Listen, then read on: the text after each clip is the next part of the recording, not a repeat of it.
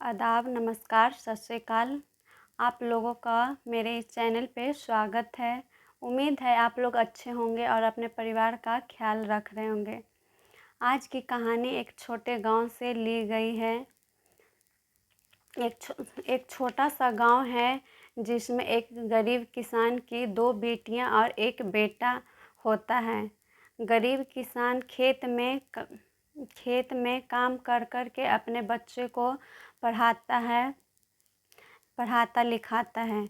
किसान की बड़ी बेटी मालती की शादी बचपन में ही एक लड़का से तय हो जाता है। वो लड़का गरीब किसान से ज़्यादा पैसे वाला होता है, पर किसान की बेटी को वो लड़का अच्छा नहीं लगता है, वो पसंद नहीं करती है।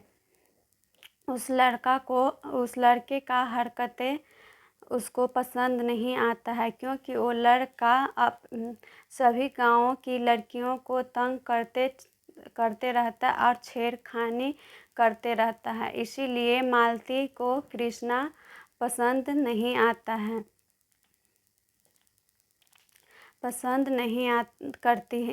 करती है और शादी भी करना नहीं चाहती है। एक दिन कृष्णा मालती के लिए मेला में से चूड़ी खरीद कर लाता है, तो मालती उसे गिराकर तोड़ फोड़ देती है। गुस्से से मालती उसे तोड़ फोड़ देती है और उसे खूब सुनाती है और चल जाती है। एक दिन गांव में रोड बनाने के लिए शहर से कुछ लोग आए तो उसी में से एक लड़का से मालती को प्यार हो जाता है। वो लड़का का नाम संजय रहता है। दोनों के बीच दिन पर दिन प्यार बढ़ता जाता है और दोनों खूब मिलने जुलने और बातचीत करने लग जाते हैं। तो किसान को पता चल जाता है कि उसकी बेटी किसी से प्यार करती है, तो किसान जल्दी से शादी कराने में लग जाता है। तो मालती शादी से इनकार करती है कि मुझे शादी नहीं करना है। तो मालती के भाई मालती को खूब मारता और पीटता है और ज़बरदस्ती शादी कराने के लिए बोलता है। उधर संजय का भी बुरा हाल था। दोनों ने मिलकर भाग जाने का प्लान बनाता है और दोनों मंदिर में शादी कर लेते हैं। तो संजय अपने घर ले जाता है, तो संजय की माँ देखकर हैरान हो जाती है और दोनों का स्वागत भी अच्छे से नहीं होता है, क्योंकि वो लोग भाग के शादी किए हुए थे। इसीलिए उसकी माँ देखकर हैरान हो जाती है और अच्छे से स्वागत दोनों का नहीं करती है। फिर धीरे धीरे सभी अच्छे से रहने लगते हैं और समय गुजरता जाता है। कुछ सालों बाद मालती को ताना सुनना पड़ता है कि ना जाने कैसी लड़की से शादी करके लाया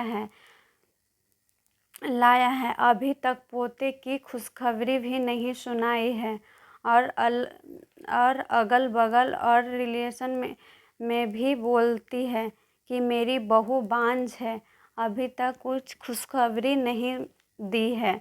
बांझपन का ताना सुनना पड़ता है मालती को, तो मालती परेशान हो जाती है। एक दिन मालती की सास संजय का दूसरा शादी कराने की बात कर रही थी।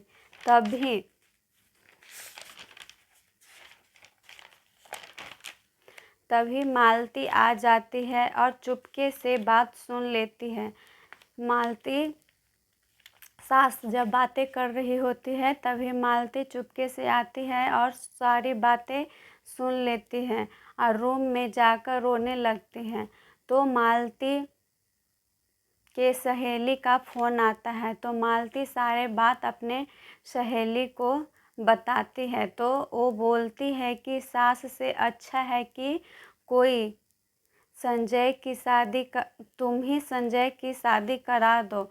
लड़की मालती की सहेली सलाह देती है कि सास से अच्छा है कि तुम ही अपने पति संजय की शादी किसी और से करा दो। कोई ऐसी लड़की जो गरीब घर की हो, उसी से तुम्हें देखकर शादी करा दो, तुम्हारी भी इज्जत बनी रहेगी और वो लड़की और संजय भी तुम्हारी बातें सुनेंगे। दूसरे दिन मालती अपने पड़ोसन को बुलाती है और उससे लड़की ढूंढने को कहती है और बोलती है कि मेरे सास को ये बातें मत बताना। पड़ोसन को वो बोलती है कि अब ये सब जो बातें हम लोग के बीच हुआ है वो मेरी सास को मत बताना। तो कुछ दिनों के बाद पड़ोसन एक लड़की को लेकर घर आती है और मालती को दिखाती है, तो मालती को पसंद आ जाता है। जब पड़ोसन लेके आती है कोई लड़की को तो मालती को पसंद आ जाता है। वो जैसा ढूंढती है वो लड़की वैसा ही रहती है और संजय और वो लड़की का शादी करा देती है। शादी वाला दिन मालती को नींद नहीं आता है। मालती परेशान रहती है, पूरी रात सोचते रहती है कि दोनों के बीच क्या हो रहा होगा। यही सोच के मालती को पूरी रात नींद नहीं आता है। सुबह सुबह मालती उठकर चाय लेकर संजय के रूम की ओर जाती है, तो रीता भी, जिससे संजय का शादी हुआ था, वो लड़की रीता भी दरवाजे खोलकर बाहर निकलती रहती है। तो मालती बोलती है कि संजय उठ गए, उन्हें चाय दे देती हूँ। रीता से मालती पूछती है कि संजय उठ गए, उनको चाय दे देती हूँ, उनको सुबह सुबह चाय पीने की आदत है। तो रीता बोलती है कि वो अभी नहीं उठे हैं, वो उठेंगे तो हम चाय दे देंगे। रीता बोलती है कि आप रहने दीजिए, हम ही चाय दे देंगे, वो उठेंगे जब, आप चिंता ना करें। और मालती किचन में आकर खाना पकाने लगती है और बार बार संजय के रूम की ओर देखते रहती है और सोचते रहती है अभी तक नहीं उठे हैं, वो तो सुबह सुबह ही उठ जाते हैं, तो आज क्यों नहीं उठे हैं। ऐसे ही 3-4 दिन गुजर जाता है और वो सोचते रहती है और संजय रूम से बाहर नहीं निकलता है। तो मालती परेशान होकर संजय के रूम में जाने लगती है, तो देखती है कि संजय और रीता दोनों हंस कर बातचीत कर रहे हैं। तो मालती जाती है और उनकी बात सुनने लगती है, तो पता चलता है कि दोनों पहले से ही एक दूसरे को पसंद करते थे। जब मालती जाती है संजय के रूम की ओर, तो देखती है कि दोनों हंस कर बातें कर रहे हैं, तो चुपके से बातें पूरा सुनती है। तो सुनने में आता है कि संजय और रीता दोनों पहले से ही एक दूसरे को पसंद करते थे और सास भी उसे पसंद करती थी। कैसे मालती को सब लोग मिलकर उल्लू बनाए। सास और बेटे संजय दोनों मिलकर मालती को उल्लू बनाए, क्योंकि उन लोगों को तो पहले से ही लड़की रीता पसंद थी। फिर मालती को पता चलता है कि उसे बच्चा ना होने का दवा खिलाया जाता था। उसे बाद में पता चलता है कि सास और उसके पति दोनों मिलकर उसे बच्चा ना होने का दवा खिलाते थे। मालती सब कुछ सुनकर परेशानी में घर छोड़ देती है और एक आश्रम में रहने लगती है। और कोई काम करने लगती है, जिससे कुछ काम करने से उसको कुछ पैसे मिलते थे। एक दिन अचानक कृष्णा की नज़र मालती पर पड़ता है, कृष्णा वही लड़का है जो उसके पिताजी मालती के पिताजी उसके लिए बचपन में ही शादी तय कर दिए थे। कृष्णा वही लड़का है जो कृष्णा का नज़र मालती पर पड़ता है तो कृष्णा आकर मालती से मिलता है। अब कृष्णा सुधर चुका था और एक बड़ा बिजनेसमैन बन चुका था। मालती देखकर हैरान हो जाती है कि पहले कैसा था कृष्णा, अब कितना अच्छा हैंडसम सा लगने लगा है। और अपनी पूरी कहानी कृष्णा को बताती है तो कृष्णा कुछ पैसा देता है और घर चलने को कहता है, पर मालती घर नहीं जाती है कि जिस माँ बाप और भाई का इज्जत का ख्याल ना रखे उनके सामने किस मुंह लेकर जाएं, क्योंकि वो लोग शादी करवा रहे थे मालती के भाई और पिताजी, तो वो तो भाग के शादी कर ली थी। तो वही बोलती है कि कैसे जाएं उनके सामने, किस मुंह लेकर हम नहीं जाएंगे,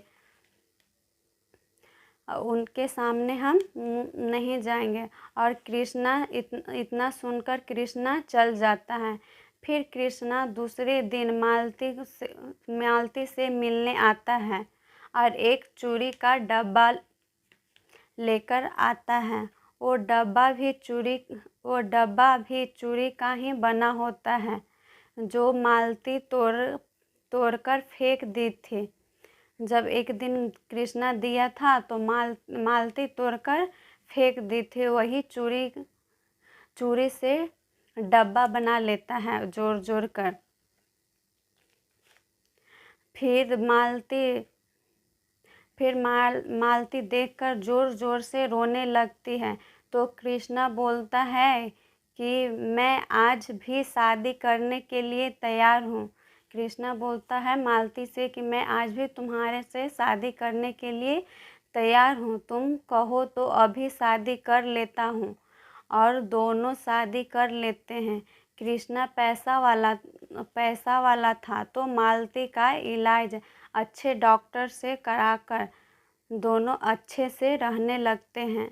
और एक दिन पता चलता है कि संजय खुद बाप नहीं बन सकता है। संजय जो मालती को दवा देता था बच्चा ना होने का, वो खुद ही पता चलता है मालती को कि वो खुद ही कभी पिता नहीं बन सकता है। और मालती 1 साल में ही माँ बन गई। इस कहानी से यह पता चला कि जो जैसा करता है उसको वैसा ही फल मिलता है, तो अच्छे से रहना चाहिए। बस इतना ही इस कहानी में। धन्यवाद।